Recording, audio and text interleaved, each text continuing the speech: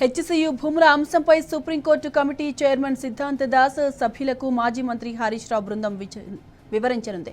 Sabitha Indra Reddy, MP Ravichandra, BRS నేతలు RS Praveen Kumar, దేవి ప్రసాద్, దాసు శ్రవణ్, కాలేరు వెంకటేష్తో కూడిన హరీష్ రావు బృందం తాజ్ కృష్ణ హోటల్కు చేరుకుంది.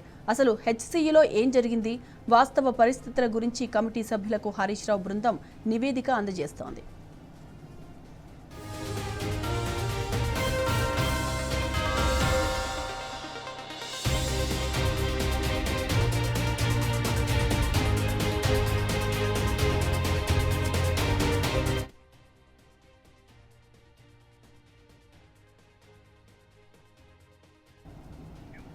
రైట్, ఇదే అంశానికి సంబంధించిన పూర్తి డీటెయిల్స్ మా ప్రతినిధి లివిల్ని అడిగి తెలుసుకుందాం. లైవ్ లో లివిల్ చెప్పండి, సుప్రీంకోర్టు కమిటీతో హరీష్ రావు బృందం భేటీకి సంబంధించిన తాజా అప్డేట్స్ ఏంటి?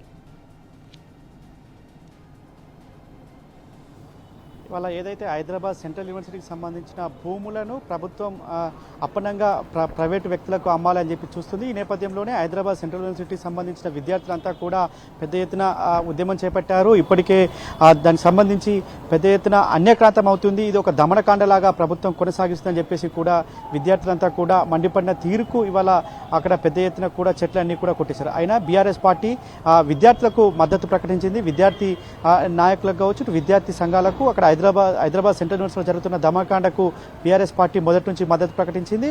ఎట్టి పరిస్థితుల్లో హైదరాబాద్ సెంట్రల్ యూనివర్సిటీ భూములను వేలం వేయనీయము, ఖచ్చితంగా ఒక హైదరాబాద్ నగరానికి ఊపిరితిత్తు లాంటి ఉన్న 400 ఎకరాల భూమిని అన్యక్రాంతం కానివ్వమని చెప్పేసి కూడా బీఆర్ఎస్ పార్టీ మొదటి నుంచి గలమెత్తింది.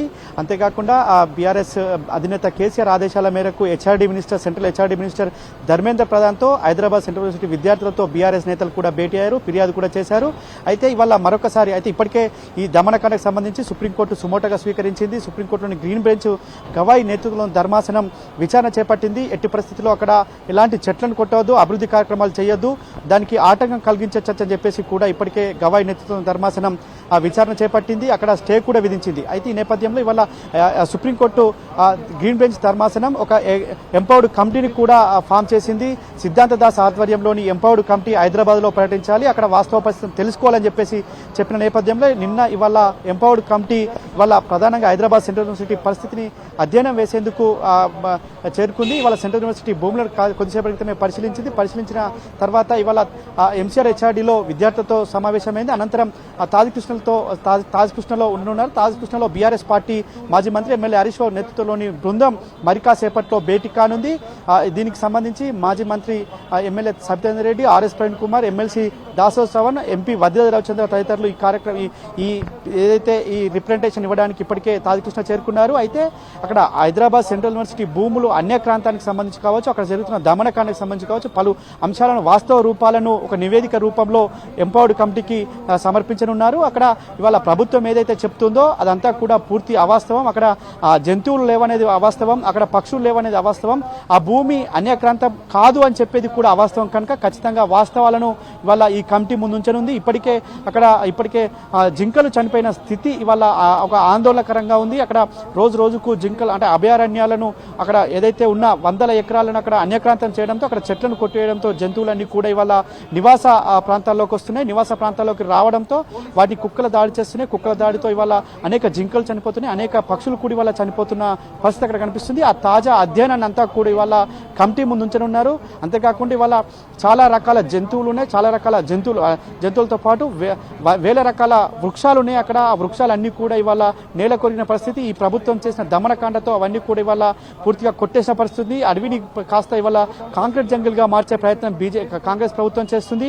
కనుక ఖచ్చితంగా ఎట్టి పరిస్థితుల్లో దీన్ని ఒప్పుకోబోము. ఇది ఖచ్చితంగా హైదరాబాద్ సెంట్రల్ యూనివర్సిటీకే కాదు, హైదరాబాద్ నగరానికి కూడా ఊపిరితిత్తు లాంటి ఆ ప్రదేశ్ ఆ 400 ఎకరాల స్థలాన్ని వాళ్ళ వేలం వేయమని చెప్పేసి కూడా మొదటి నుంచి బీఆర్ఎస్ పార్టీ చెప్తుంది. బీఆర్ఎస్ వర్క్ మీద కేటీఆర్ సైతం ఇదే చెప్పారు, కరాఖండిగా చెప్పారు. ఇవాళ ఎవరైనా అందులో వేలం వేసి ఆ భూమిని దక్కించుకునే ప్రయత్నం చేస్తే మా ప్రభుత్వం వస్తుంది, మా ప్రభుత్వం వచ్చిన తర్వాత దాన్ని మేము తీసుకుంటామని చెప్పేసి కూడా చెప్పారు. అంతేకాకుండా దీని వెనుక అనేక మంది పెద్దల ప్రమేయం ఉందని కూడా ఇటీవల చిట్చాట్ చేస్తూ బీఆర్ఎస్ వర్గం కేటీఆర్ చెప్పారు. దీని వెనుక ఎవరున్నారు అనేది కూడా వాస్తవాలను బయట పెడతారని కూడా కేటీఆర్ చెప్పారు. అయితే వాళ్ళ మరొకసారి ఇది నివేదిక అంతా కూడా మాజీ మంత్రి ఎమ్మెల్యే హరీష్ రావు నేతృత్వంలో బృందం కమిటీకి సమర్పించనున్నారు. అక్కడ జింకలు చనిపోయిన దృశ్యాలు కావచ్చు, పక్షులు అరుపులకు సంబంధించిన విజువల్స్ కావచ్చు, విద్యార్థుల పట్ల లాఠీ చార్జ్ కావచ్చు, పోలీసుల దమనకాండ, అక్కడ వందలాది జేసీబీలు వచ్చి ఏదైతే అడవిని సాఫ్ చేసిన విజువల్స్ అన్ని కూడా ఇవాళ కమిటీకి సమర్పించనున్నారు. సాయి మాధవి, లివిల్ భేటీ జరిగిందా?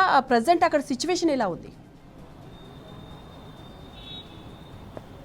వాళ్ళ మరి కాసేపట్లో ఎంసీఆర్ హెచ్ఆర్డీలో సెంట్రల్ యూనివర్సిటీకి సంబంధించిన 5 బృందం విద్యార్థులతో భేటీ అయ్యారు. అక్కడ విద్యార్థులను కూడా వాస్తవ పరిస్థితులు అడిగి తెలుసుకొని ఉన్నారు. విద్యార్థులు చాలామంది అక్కడ ఉద్యమం చేస్తున్నారు. ఆ ఉద్యమానికి సంబంధించిన విషయాలు కావచ్చు, అక్కడ జరుగుతున్న దమనకాండ కావచ్చు, విద్యార్థుల పట్ల పోలీసుల తీరు, ప్రభుత్వం ఇచ్చిన తీరు కూడా వారిని అడిగి తెలుసుకున్నారు. అంటే ఆ ఎంసీఆర్ హెచ్ఆర్డీలో ఆ విద్యార్థులతో ముగిసిన తర్వాత నేరుగా తాజకృష్ణ చేరుకుంటారు. తాజకృష్ణలో ఆ ఎంపవర్డ్ కమిటీ సిద్ధార్థ దాస్ ఆధ్వర్యంలో ఉన్న కమిటీని బీఆర్ఎస్ నేతృత్వంలోని బృందం భేటీ కానుంది. హరీష్ రావు ఇప్పటికే హరీష్ రావుతో పాటు మాజీ మంత్రి సత్యేందర్ రెడ్డి, రాజ్యసభ సభ్యుడు వజ్రాల రవిచంద్ర, పలువురు బీఆర్ఎస్ నేతలంతా చేరుకున్నారు. అక్కడ ఉన్న వాస్తవ రూపాన్ని వాళ్ళ కమిటీకి నివేదిక కూడా సమర్పిస్తామని చెప్పేసి ఇప్పటికే చెప్పారు. ఖచ్చితంగా మరి కాసేపట్లో ఈ కమిటీతో భేటీ కానున్నారు. సాయిమాధవి, లివిల్ సుప్రీంకోర్టు కమిటీ అలాగే హరీష్ రావు బృందంతో భేటీతో పాటు రాష్ట్ర ప్రభుత్వం తరపున కూడా ఎవరైనా పాల్గొనే అవకాశం ఉందంటారా? ఇప్పటికే ఎంపవర్డ్ కమిటీ, సుప్రీంకోర్టు ఫామ్ చేసిన ఎంపవర్డ్ కమిటీకి అటు రాష్ట్ర ఫారెస్ట్ అధికారులు ఇప్పటికే పీసీసీఎఫ్ డోబ్రియాలతో పాటు పలువురు ఫారెస్ట్ అధికారులు కూడా ఎంపవర్డ్ కమిటీతో హైదరాబాద్ సెంట్రల్ యూనివర్సిటీ జరిగిన దమనకాండను పరిశీలించారు. ఆ దమనకాండలో ఏ విధంగా చెట్లు కోల్పోయాయి, ఏ విధంగా చెట్లను నరికేశారు, ఏ విధంగా పక్షులు ఆర్తనాదాలు వినిపిస్తున్నాయి, అందులో చెరువులు, లేక్స్ ఉన్నాయి, ర్యాక్స్ ఉన్నాయి, అవన్నిటిని కూడా ఇవాళ మొత్తం కూడా తీసేసే ప్రయత్నం జరుగుతుంది కనుక వాటిని కూడా ఇప్పటికే పరిశీలించారు. ఇప్పటికే సిఎస్ శాంతి కుమారి కూడా కొద్దిసేపు క్రితమే తాజకృష్ణ జరుగుతుంది. ప్రభుత్వంలోని అధికారులు కూడా ఎంపవర్డ్ కమిటీతో భేటీ కానున్నారు. బీఆర్ఎస్ బృందం కమిటీతో భేటీ అయిన తర్వాత ఇటు ప్రభుత్వంలోని అధికారులు కూడా భేటీ అయి దానిపై ఇప్పటికే బీఆర్ఎస్ ఏదైతే బీఆర్ గవాయ్ సుప్రీంకోర్టు న్యాయమూర్తి గవాయ్ ఇప్పటికే సీఎస్ పైన సీరియస్ అయ్యారు. అక్కడ ఎలాంటి చర్యలు చేపట్టవద్దని చెప్పేసి శాంతి కుమార్ పైన సీరియస్ అయ్యారు. సీఎస్ కూడా ఒక నివేదిక సమర్పించి వాస్తవాలను కమిటీకి ముందుంచనున్నది. ప్రభుత్వం ఇప్పటికే అక్కడ టీజీఐఎస్సి సంబంధించిన బోర్డు పెట్టింది. ఇటు ఫారెస్ట్ అధికారుల ల్యాండ్ టీజీఐఎస్సీదా లేదంటే ప్రభుత్వం ల్యాండ్ అనే ఒక కోణంలో మాత్రం ఇప్పటికి ఒక సంబంధించిన నివేదిక కూడా ప్రభుత్వం సిద్ధం చేసినట్లు తెలుస్తుంది. ఆ ప్రభుత్వం నివేదిక కూడా ఇప్పటికే ఎంపవర్డ్ కమిటీకి ఉంది.